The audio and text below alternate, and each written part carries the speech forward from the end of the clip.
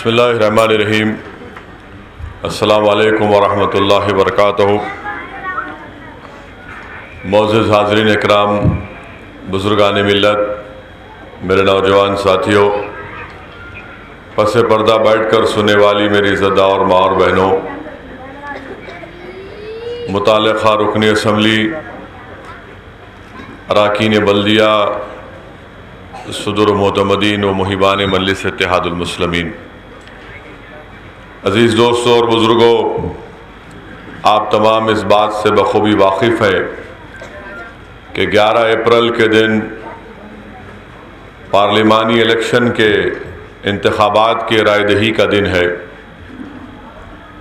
मुझे इस बात की इजाज़त दीजिए कि मैं आपके सामने चंद अहम बातें रख सकूं। सियासी गुफ्तगू तो इलेक्शन का माहौल है, सियासी गुफ्तगू होगी, मगर मैं आपके सामने जिस अहम चीज़ का ज़िक्र करने जा रहा हूँ, मैं उम्मीद करता हूँ कि आप लोग उस पर संजीदगी के साथ गौर करेंगे, और अगर आप इस पर संजीदगी से गौर करेंगे और फिर उस पर अमल होगा तो मेरा मानना यह है कि इससे आम आवाम को, राय दहिंदगान को ना सिर्फ फ़ायदा होगा बल्कि वो और ताकतवर बनेंगे। मैं जिस बात का ज़िक्र आपके सामने कर रहा हूँ वो ये है कि आज से 3 महीने पहले, 2.5 महीने पहले जब असम्बली के इंतखाबात हुए तो पूरे तालाब कट्टे में, मुराद महल में, नशेमन नगर में, जहांगीर नगर में, यहाँ पर जितने भी पोलिंग बूथ हैं, आप उसका एक मजमूई एवरेज पोलिंग परसेंटेज निकाल कर देखिए। 40% उसका पोलिंग परसेंटेज है। मेरे ख्याल से 8 या 10 या मेरे ख्याल से 12 बूथों पर 50% पोलिंग हुई। माबाकी हर बूथ पर 35%, 37%, किसी के पास 40%।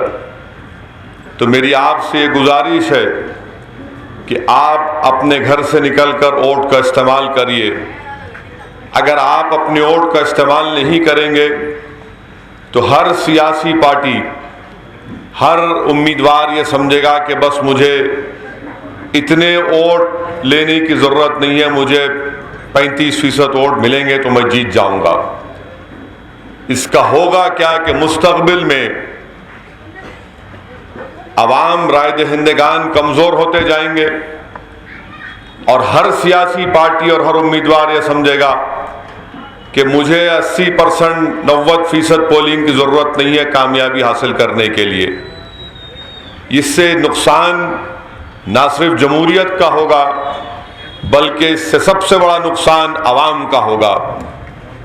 मैं आप तमाम से अपील कर रहा हूं कि अप्रैल 11 को जो इलेक्शन है, आप निकल कर अपने वोट का इस्तेमाल करिए।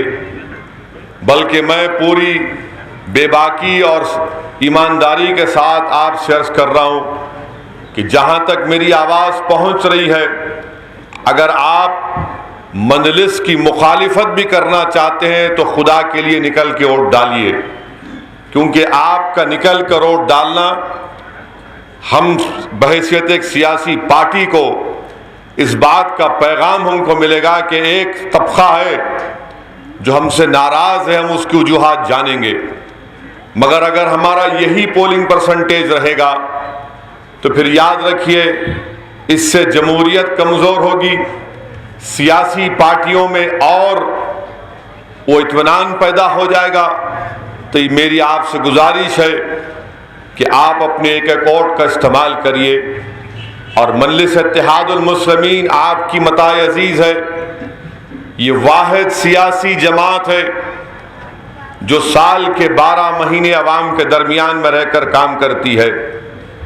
मुख्तलिफ सियासी पार्टियां हैं तेलंगाना में, मगर मैं पूरी जिम्मेदारी के साथ आपसे कह रहा हूं कि किसी भी सियासी पार्टी के पास इस तरह का नज़म नहीं है कि उस पार्टी के एमएलए, उस पार्टी के मुंतखब शुदा रुकने बल्दिया एक दफ्तर पर बैठकर हफ्ते में 6 दिन रोज 3 घंटे आवाम से रास्त मुलाकात करते हैं। दूसरी पार्टी के भी एमएलए हैं, मगर अगर उनसे मुलाकात करना है तो बाज़ाब्ता फ़ोन करके अपॉइंटमेंट लेना पड़ता। मगर मजलिस इत्तेहादुल मुस्लिमीन का एक काम करने का तरीक़ा जो मरहूम क़ायद सालार मिल्लत ने इसकी शुरुआत की कि दारुस्सलाम में बैठकर पूरे अराकीन असम्बली, रुकने पार्लिमान, अराकीन बल्दिया रोज़ बैठते हैं हफ्ते में 6 दिन, ताकि आवाम से रास्त मुलाकात हो सके। मजलिस के अराकीन बल्दिया, सदर मुतमदीन, जिम्मेदारान हमेशा आवाम के दरमियान में रहते हैं, आवाम के अच्छे बुरे में उनका साथ देते हैं। मैं इस बात का भी इकरार कर रहा हूं कि हमारे पास ऐसे लोग भी हैं जिससे आप मुतमईन नहीं हैं, मगर मैं आपसे अर्ज ये कर रहा हूं कि एक सियासी पार्टी है जो हर वक्त आवाम के दरमियान में रहती है, आवाम के जो ज़रूरियात हैं, आवाम का काम है, मुश्किल वक्त आता तो रात के अंधेरे में दौड़ते हैं। इस चीज़ को आपको महसूस करना है। यकीनन यहाँ पर बहुत से काम होना बाकी है। मैं जिम्मेदारी के साथ आपसे वादा कर रहा हूँ कि इंशाअल्लाह ताला वो तमाम काम आने वाले दिनों में इंशाअल्लाह ताला उन पूरे कामों को तकमील किया जाएगा। मगर मेरी आप तमाम से गुजारिश है कि ये पोलिंग परसेंटेज हमारी मोहब्बत का, हमारी वालेहाना मजलिस से मोहब्बत का ये इसका सबूत नहीं है। अगर हम मजलिस इत्तेहादुल मुस्लिमीन से मोहब्बत करते हैं, अगर हम इसको अपनी मताए अजीज मानते हैं, हम मजलिस इत्तेहादुल मुस्लिमीन के बरसों की कुर्बानियों से वाकिफ हैं, मौजूदा इस दौर में हम देखते हैं कि सरजमीन दखन पर अगर आपकी एक बेखौफ आवाज़ है, अगर गयूर नौजवानों की एक पहचान है तो मजलिस इत्तेहादुल मुस्लिमीन है। इसीलिए मैं आपसे अर्ज कर रहा हूँ कि पोलिंग परसेंटेज में इजाफा करिए। ये निहायत ही अहम पार्लियामेंट का इलेक्शन है, आपको निकल कर अपने वोट का इस्तेमाल करना है। मुखालिफीन मजलिस इत्तेहादुल मुस्लिमीन हर दौर में थे, आज भी हैं और कल भी रहेंगे, मगर मजलिस के चाहने वाले इंशाअल्लाह ताला सुबह क़यामत तक मुखालिफीन से बहुत बड़ी तादाद में है और रहेंगे। मजलिस इत्तेहादुल मुस्लिमीन को अल्लाह ने हमेशा नामसाइब हालात में मुखालिफीन पर अल्लाह ने उनको कामयाब किया। अल्लाह ने मजलिस इत्तेहादुल मुस्लिमीन को हुकूमत वक्त के गुरूर और तकब्बुर के आगे अल्लाह ने मजलिस को उन पर गालिब किया। इसीलिए मैं आपसे अर्ज कर रहा हूँ कि आप 11 अप्रैल के दिन निकलिए, अपने घर से रवाना होइए। और हुकूमत ने भी ऐलान कर दिया कि 11 अप्रैल के दिन छुट्टी का दिन होगा। तो मेरी आप तमाम से, ख़ास तौर से नौजवानों से जो 20 और 26 साल की उम्र के, निकलो मेरे भाई, निकल कर वोट डालो। तुम नहीं जानते ये जमात ने जो हमको मुकाम मिला है, ये कोई जुम्मा 8 दिन की मेहनत पर मुकाम नहीं मिला है। लोग जानते हैं कि कैसे नामसाइब हालात में मजलिस इत्तेहादुल मुस्लिमीन ने अपने सियासी सफ़र को तय किया। नौजवानों, समझो इस बात को कि आज अगर पूरे हिंदुस्तान में इज्जत की निगाह के साथ और हसद भरी निगाहों के साथ मजलिस इत्तेहादुल मुस्लिमीन को है, सरजमीन दखन को देखा जाता है, तो किस लिए देखा जाता है? इसलिए नहीं देखा जाता कि यहाँ पर 4 मीनार है, जो यकीनन हमारी तारीख का एक बहुत बड़ा हिस्सा है। इसीलिए हसद भरी निगाहों से नहीं देखा जाता कि बहुत बड़ा सालार जंग म्यूजियम है, उसमें नायाब से नायाब चीजें हैं। लोग इसलिए हमारी तरफ नजर उठाकर देखते हैं कि यहाँ का इत्तेहाद एक नायाब इत्तेहाद है। लोग यहाँ पर इसलिए नजर उठाकर देखते हैं कि वतन अजीज हिंदुस्तान में खानों में हमको बांट दिया गया, मसलक के नाम पर हमको खत्म कर दिया गया, फिरकों के नाम पर हमको फना कर दिया गया, मगर आज सरजमीन हैदराबाद पर यहाँ पर हमारे मसलक हैं, हम उस पर चलते भी हैं, मगर वो हमारे इख्तलाफात का मौजू नहीं है। हमारे फिरके हैं मगर वो हमारी फना का एक बाइस नहीं बनता। लोग यही ताज्जुब करते हैं कि आखिर क्या बात है। बात यही है नौजवानों कि इस जमात में हमारे बुजुर्गों ने बहुत मेहनत की, हमको एक मिजाज दिया, हमको एक सोच दी कि सब होगा, मगर हम अपने परचम तले एक मरकज सियासी के प्लेटफॉर्म पर जमा होंगे, मुत्तहिद होंगे। ये इस चीज को हमको लेकर आगे बढ़ना है। तो मैं उम्मीद करता हूं कि जहां तक मेरी आवाज पहुंच रही है, चाहे आप किसी मजहब के मानने वाले हो, अगर आप मुझे पसंद भी नहीं करते तो कोई बात नहीं, मगर निकल कर वोट डालिए, वोट डालिए। हिंदुस्तान की जमहूरियत, हिंदुस्तान का आइन, हिंदुस्तान का कॉन्स्टिट्यूशन, हिंदुस्तान का संविधान हमको इस बात की इजाजत देता है कि हम इलेक्शन के पोलिंग के दिन अगर हम अपनी मर्जी के मुताबिक, अपनी पसंद के मुताबिक और अपनी मोहब्बत का इजहार करना चाहते हैं या अपने इख्तलाफात का इजहार करना चाहते हैं तो वोट डालो। इसीलिए मेरे भाई, मेरी आपसे गुजारिश है, खास तौर से हमारे नौजवानों से, हमारी इज्जतदार माँ और बहनों से, ये मत समझिए कि जीत जाएंगे। यकीनन मंजिल जीतती आई और इंशाअल्लाह ताला मंजिल जीतती रहेगी, मगर हम ये चाहते हैं कि इसमें आपका और ज्यादा रोल हो।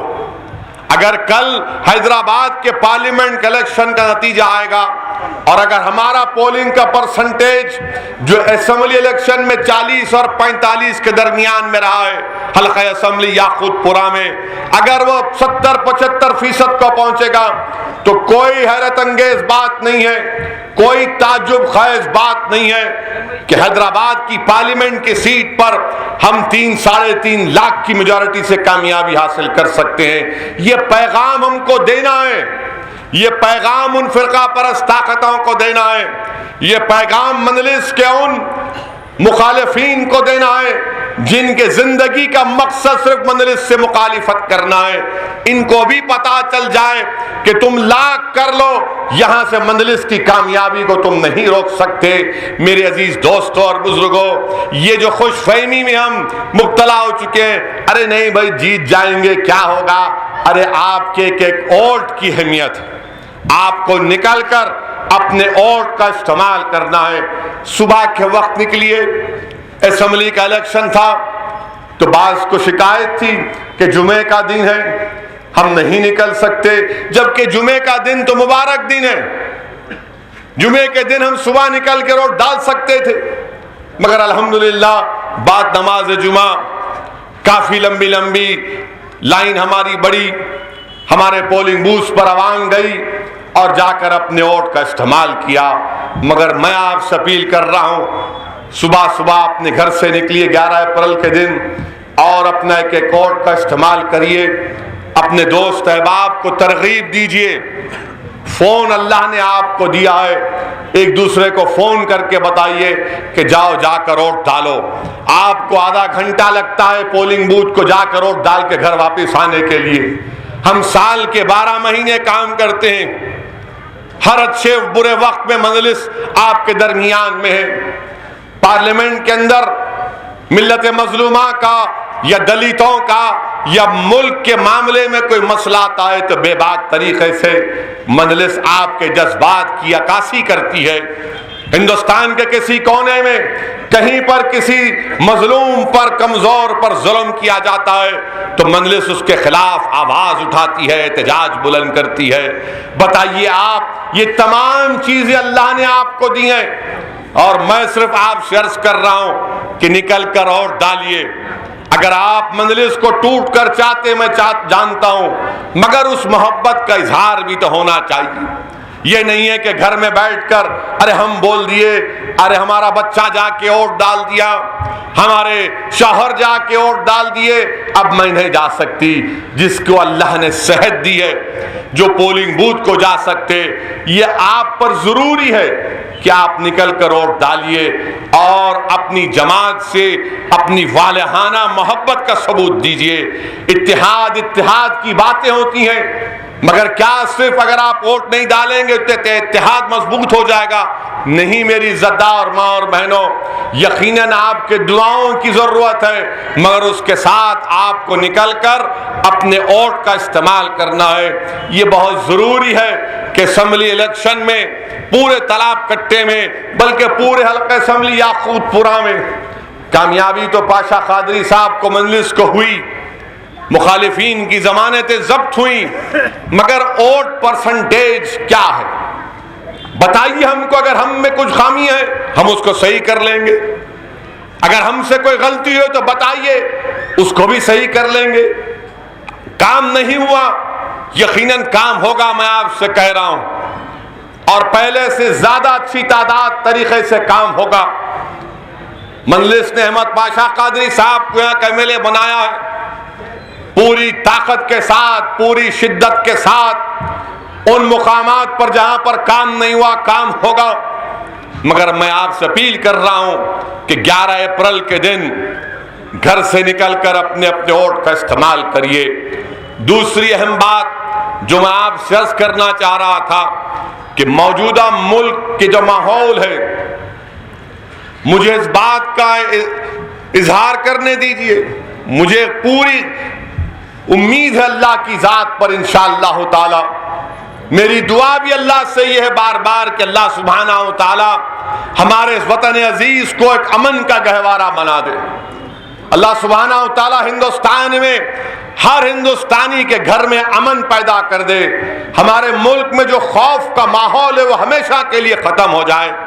हमारे मुल्क में जो कमजोरों को, गरीबों को, दलितों को, अक़लियतों को निशाना बनाया जा रहा है ताकतवर तंजीम और ताकतों की तरफ से, अल्लाह उसका भी खात्मा करेगा इंशाअल्लाह ताला।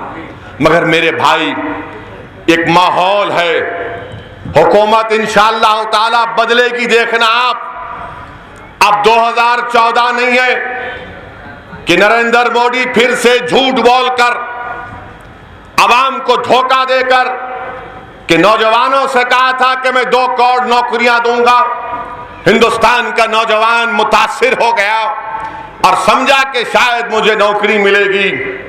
हिंदुस्तान के उस वक्त के पार्लिमानी इलेक्शन में नरेंद्र मोदी ने कहा था कि मैं अच्छे दिन लेकर आऊंगा। हर जलसे में आपने सुना होगा कि नरेंद्र मोदी खड़े होकर कहते थे अच्छे दिन, तो अवाम इस उम्मीद पर चीख मारती थी कि आएंगे। नरेंद्र मोदी कहते थे अच्छे दिन, तो अवाम, नौजवान, गरीब, मजलूम सब पुकारते थे कि अच्छे दिन आएंगे। पेट्रोल की कीमतों की बात करते तो कहते थे कि पेट्रोल डीजल की कीमतों में कमी कर दूंगा। डॉलर की बात होती तो कहते डॉलर 40 रुपये हो जाएगा। लोन की बात होती तो कहते हर गरीब को लोन दे दूंगा। मगर आज 4.25 साल के बाद जब हिंदुस्तान में पार्लियामेंट के इलेक्शन होने जा रहे हैं, हिंदुस्तान के जो वजीर आजम मौजूदा हैं, जो इंशाअल्लाह ताला 1.5-2 महीने के मेहमान हैं, कभी भी अपनी तकरीर में अब नहीं बोलते अच्छे दिन, क्योंकि उनको मालूम अगर अच्छे दिन बोलेंगे तो आवाम पुकार कर कहेगी कि मोदी तूने हमारे बुरे दिन भी बर्बाद कर दिए। इनके पास कोई जवाब नहीं है। हिंदुस्तान के वजीर आजम ने करप्शन के खात्मे के नाम पर 500 और 1000 की नोट गायब कर दी और हिंदुस्तान के गरीबों से कहा कि मैं ब्लैक मनी का खात्मा कर रहा हूं। मैं आपको याद दिला रहा हूं कि मैं हिंदुस्तान के उन चंद सियासतदानों में था जिसने कहा कि इससे गरीबों को नुकसान होगा, इससे गरीबों की कमर टूट जाएगी। मैंने ऐलान कहा था कि हमारे हैदराबाद और पुराने शहर में जितने बैंक हैं उनको हुकूमत निशाना बना रही है, वहां पर पैसे नहीं भिजा रही है। जितने एटीएम है बहुत कम है, मगर उस एटीएम में पैसा नहीं डाला जा रहा है। तो पूरे टीवी चैनल पर मेरी मजम्मत की गई और कहा कि देखो सऊद्दीन ओवैसी इसको भी हिंदू मुस्लिम का इशू बना रहा है। मैंने हिंदू मुस्लिम का इशू नहीं बनाया। क्या हमारे हैदराबाद के पार्लिमानी हलके में हमारे हिंदू भाई नहीं रहते? क्या दलित भाई नहीं रहते? क्या बैकवर्ड क्लास के हमारे भाई बहन नहीं रहते? मेरा मसला यह था, क्योंकि ये न्यू सिटी या साइबराबाद में सबसे ज्यादा पैसा जा रहा है, आरबीआई से निकलता पैसा नरेंद्र मोदी के इशारे पर उन इलाकों में पैसा जा रहा था, बैंक में जा रहा था। और क्योंकि यहां पूरे पुराने शहर में, साउथ हैदराबाद में अगर जो कारोबार होता है कैश पर होता है, चाहे वो दर्जी की दुकान हो, चाहे वो हज्जाम की दुकान हो, चाहे वो साड़ी की दुकान हो, जितना भी कारोबार है, बड़ई का काम हो, ये सब का सब कैश के ऊपर होता है। अगर बच्चे बैठकर चप्पल की दुकान या चप्पल बनाते हैं किसी घर में, तो कैश पर काम होता है। जरी का काम होता है, कैश पर काम होता है। और नरेंद्र मोदी ने हिंदुस्तान की आवाम को बहलाने के लिए झूठा दिलासा दिया कि ब्लैक मनी का खात्मा होगा। मैं पुकार रहा था, देखो गरीबों की कमर तोड़ी जा रही है, गरीबों को और कमजोर किया जा रहा है, तो मेरे खिलाफ आवाजें उठी और मजम्मत किया गया। मगर 3 महीने के अंदर मालूम हो गया कि ये तो हरकत की गई गरीबों को कमजोर करने के लिए। 4 महीने के अंदर, 4-5 महीने के अंदर बर्बाद हो गए पूरे कारोबार, क्योंकि किसी के पास पैसा नहीं था। और पैसे वाले क्या किए, जिसमें मैं भी शामिल हूं, हम लोग आराम से थे। कैसा करना, क्या करना, हमने अपना सर-रसूख को इस्तेमाल किया। मगर वो गरीब क्या करता, जिसके घर में 10,000 के पुराने 500,000 के नोट थे, लाइन में ठहरना पड़ा। 5-5 घंटे, 6-6 घंटे लाइन में ठहर रहे आप। और हिंदुस्तान के वजीर आजम गरीबों को दिलासा दे रहे थे, मैं पैसे वालों को खत्म कर दूंगा। कहां का ब्लैक मनी, कितना पैसा निकला था?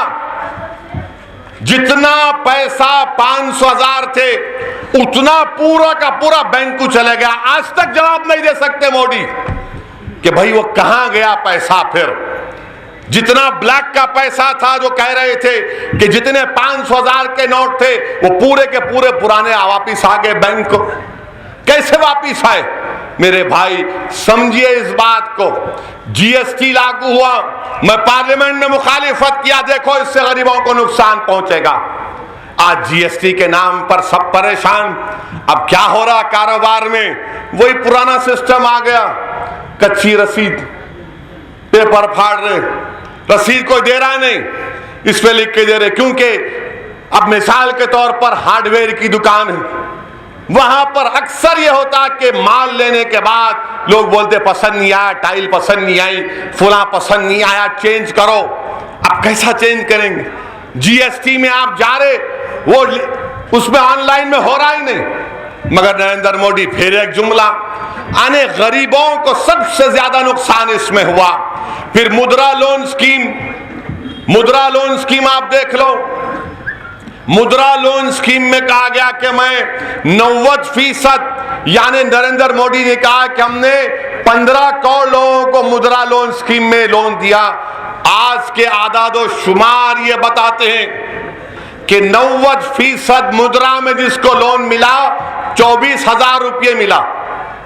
अब आप बताइए 24,000 में नरेंद्र मोदी से जी टीवी के इंटरव्यू में पूछा गया कि सर, बेचारा वो पूछने वाला इंटरव्यू बहुत डर डर के पूछ रहा था, ऐसा लग रहा था कि सामने कोई हजरते क्या बोलना चाहिए बैठे हुए हैं, कोई इनकी रूह कब्ज कर लेंगे। डर डर के पूछा, सर वो नौकरियों का? तो मोदी बोले ठहरो, सवाल भी मुकम्मल नहीं कहा कि क्या आपके जी के ऑफिस के पास पकोड़े की बंडी नहीं है? यानी क्या 24,000 रुपए में पकोड़े की बंडी लगती? किसको बेवकूफ बना रहे हैं? तो हिंदुस्तान के वजीर आजम सिर्फ वादे वादे वादे ऐसा किया। 280 पार्लियामेंट की सीट सिर्फ एक पार्टी के पास, और उन्होंने कुछ नहीं किया, बर्बाद कर दिया। जो हिंदुस्तान के अवाम ने इन पर भरोसा किया और इनको 280 सीटें दी, ये इनका कारनामा है। अब आप अंदाजा लगाइए, इलेक्शन के इंतखाबात के जलसों में नरेंद्र मोदी तकरीर कैसे कर रहे हैं? इनके सामने दो आईने होते, नीचे कंप्यूटर में टेलीप्रॉम्प्टर पर पहले तकरीर तैयार हो जाती, वो टेलीप्रॉम्प्टर इनको बताते रहता, यूं यूं देख के बोलते, यूं देख के बोलते।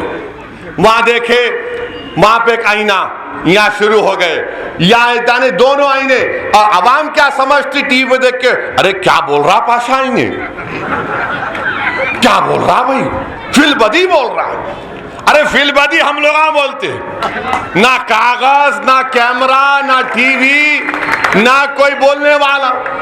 पूरा मजलिस के जितने भी मुकर्रिर आप सुने, टन टनाटन शुरू होते हम लोग, कोई कागज नहीं, कुछ नहीं, पूरा शुरू होते। मगर वजीर आजम आप देखो, बड़े मुकर्रिर, बहुत जबरदस्त ओरेटर। अरे काका ओरेटर पाशा, ओरेटर ऐसा रहना, खड़े हो गया तो बढ़ाना शमशीर के जैसा, कुछ नहीं, देख के बोल रहे, भाइयों बहनों, वहां बोल रहे बहनों मैं ऐसा किया, वहां देख के बोल रहे, यानी नीचे से उन्हें कंप्यूटर डाल रहा पूरा, तो वो जाते रहता यूं लाइन, यूं देख के बोलते रहते हैं। अब ये हद हो गई कि आप वजीर आजम बनना चाह रहे, आपको याद भी नहीं है कि आप क्या काम किए।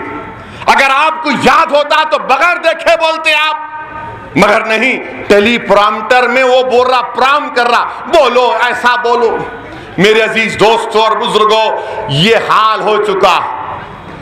आप देखे होंगे 3 दिन पहले अखबारात में, टीवी पर आया कि अब नरेंद्र मोदी दोपहर में 12 बजे कुछ बोलने वाले हैं। मैं भी बैठा, देखेंगे पाशा क्या बोलता है, इन्हें सुनेंगे जरा। तो खैर 12 तो नहीं आए, 12 एक 15-20 मिनट के बाद आए, और आकर जैसे शुरू किया, हाथ कांप रहे इनका। मिला खैरियत, गर्मी है क्या है? देखो आप जाके, मैं सही बोल रहा हूं, हाथ कांप रहे, हिल रहे। बोले आज 27 मार्च, मैं बोला गए 2000 की नोटा, फिर बर्बाद हो गया गरीब। इत्तेफाक से वो नहीं थे, उन्होंने स्पेस की बात की। आप अंदाजा लगाइए, हमको बड़ी खुशी है कि हमारा इन मुल्क के साइंटिस्ट ने उस तरह की टेक्नोलॉजी की इजाद की कि हम जमीन से 300 किलोमीटर दूर ऊपर आसमान में एक सैटेलाइट को मार के गिरा सकते हैं। हमारा बुनियादी सवाल यह है कि अगर आप आसमानों में 300 किलोमीटर दूर आसमान में आप सैटेलाइट को गिरा सकते हैं, तो भाई गरीब को नौकरी क्यों नहीं दे सकते आप? अगर आप में इतनी टेक्नोलॉजी है तो फिर पेट्रोल डीजल की कीमतें कम क्यों कर सके आप? लोन क्यों नहीं मिलता गरीबों को? हिंदुस्तान में गरीबी में इजाफा क्यों हो रहा है? और 5 साल में तो बहुत ज्यादा हुआ। यकीनन दीगर सियासी जमातें भी जिम्मेदार हैं, मगर 5 साल में तो आपने और इजाफा कर दिया।